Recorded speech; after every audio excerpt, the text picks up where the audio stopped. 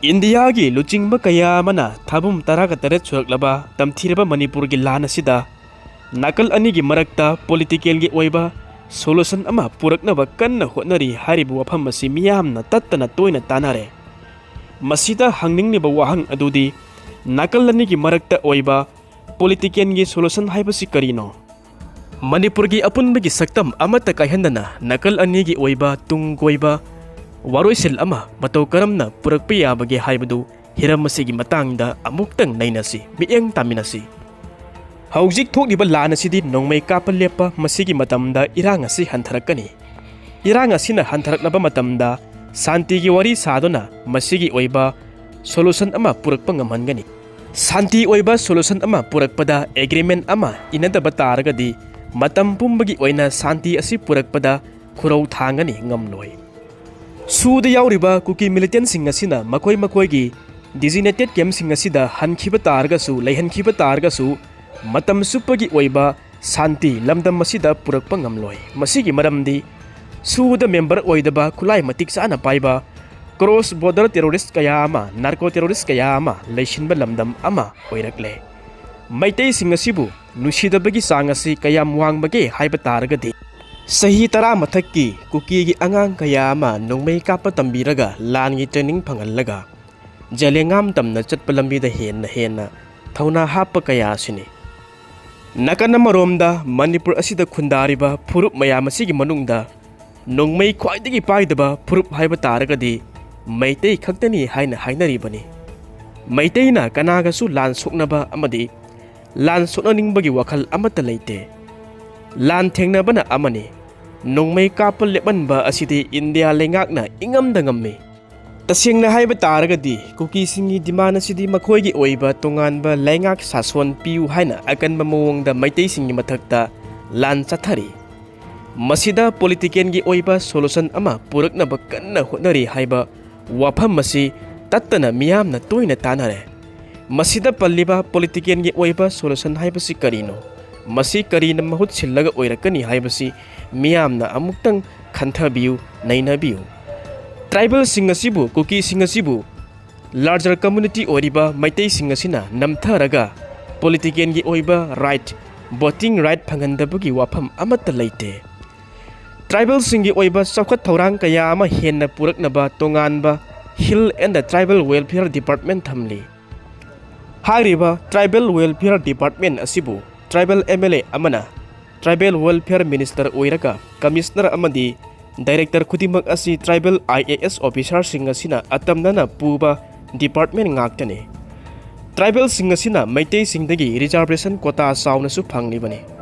masimaktana state asigi lengak saswanda Tribal singna awang bathaki civil amasung police organization kaya amada phampai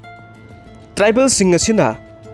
crorepati oiba taragasu income tax thidabani Singmi singasina tampak lamda khundaba yai tammi singasina singda khundabadi yade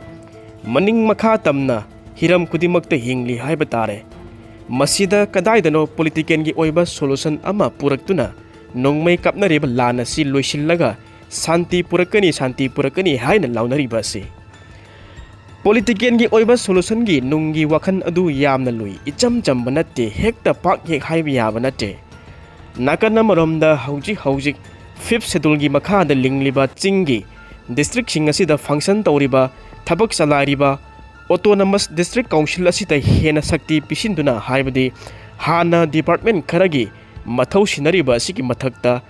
ahenba department kunmanga gi thabak thoram kaya ama sakti pisillaga politician gi oiba solution ama purakpa taragadi masi afaba khongthang amani haibadi yai Khulai yauna soknariba maitei amasung kuki anigi lana sidi nahanna India lengakna lokhatpam thokpa khongthang ama hek lokhatpada loiba yarabani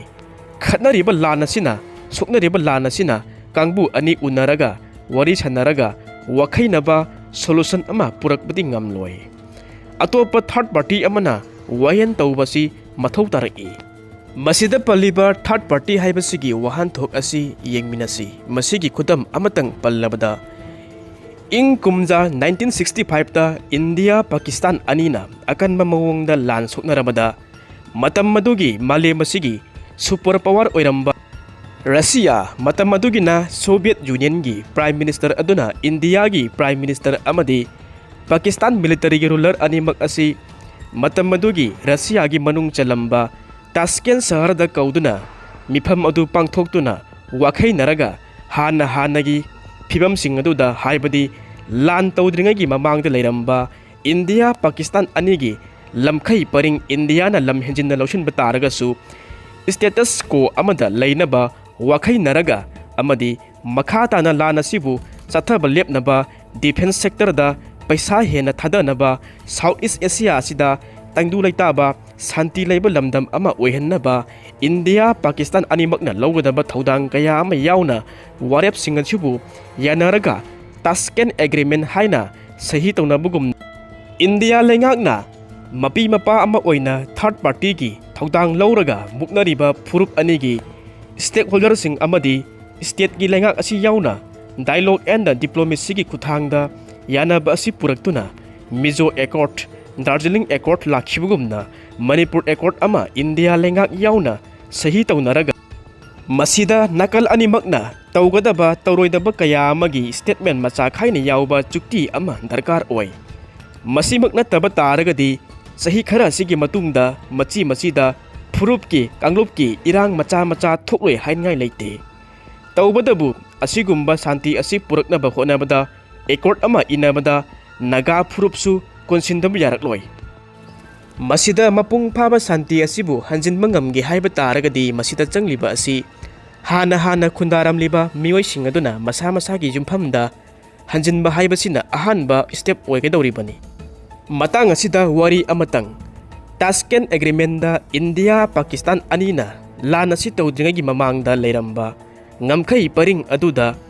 status quo amada hanjinba ngamduna leiba adugumna More Surachanpur amadi Kangpokpida matam sangna khundaraga lakpa masa gi low inkholgi pata phawa pairaga lakpa lanjenariba mioi singaduna masa gi maphamda hanjinba amadi tampaki lamgi mafam kaya amada low inkol lingduna leiba kuki phurupki lanjenariba mioi singaduna chap manaba thakta khongthang asi khunda laita hanba hotnaba taragadi masi achumba step oigani masigi sumathakta maitei kuki animakki sarkargi karmachari sing security sipai kaya ama thamlaga ngak senbana nungaiba punsi amadi oiroi masigi oiba solution ama purakpada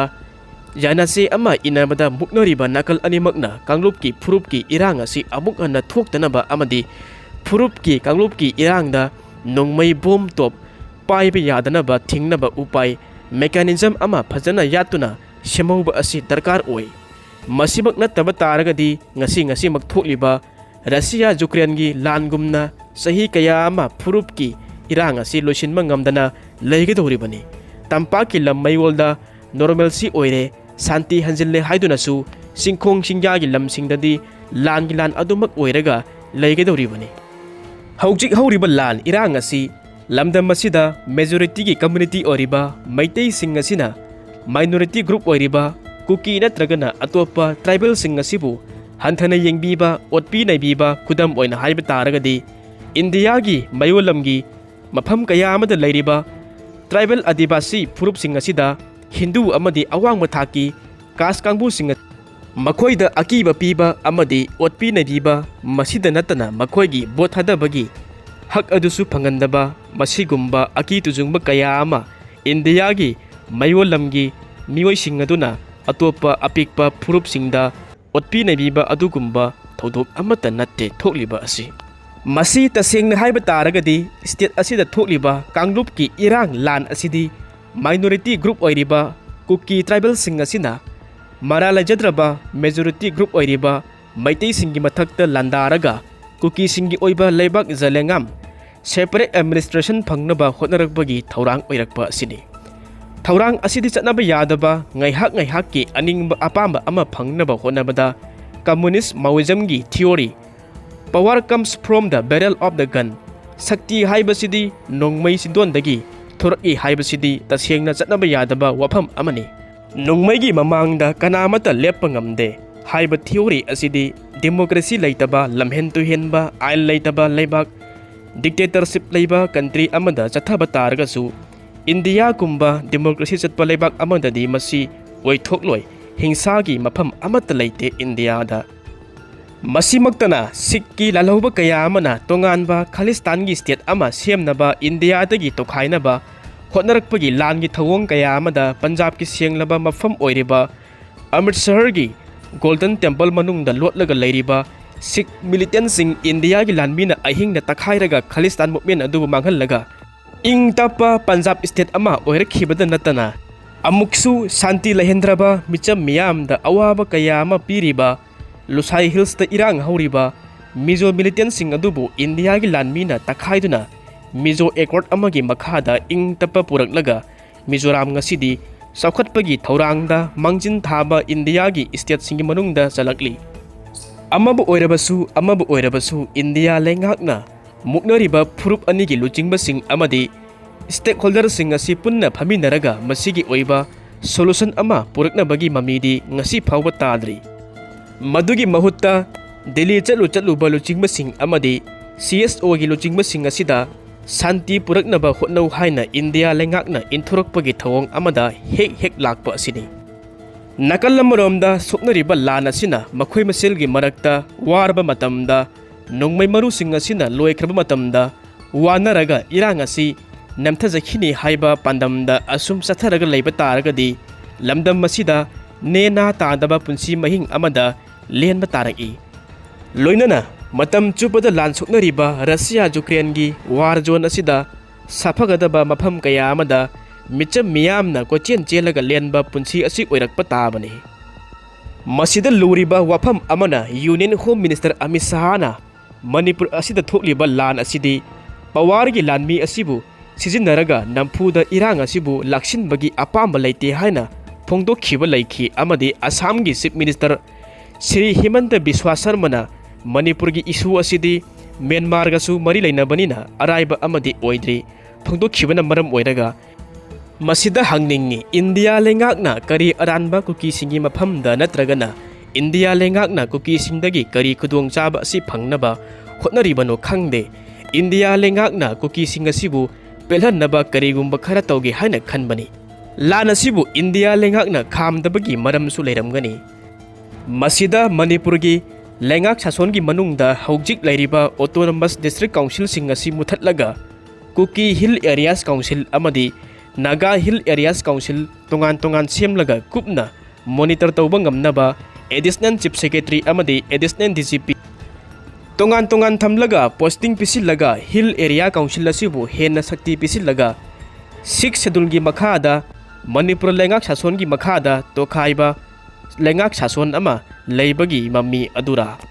yengba tari Manipur gi apunbagi integrity amata kaihandana nakan anigi marakta tungkoiba solution ama politiken gi oiba mawongda puraknaba yengba tai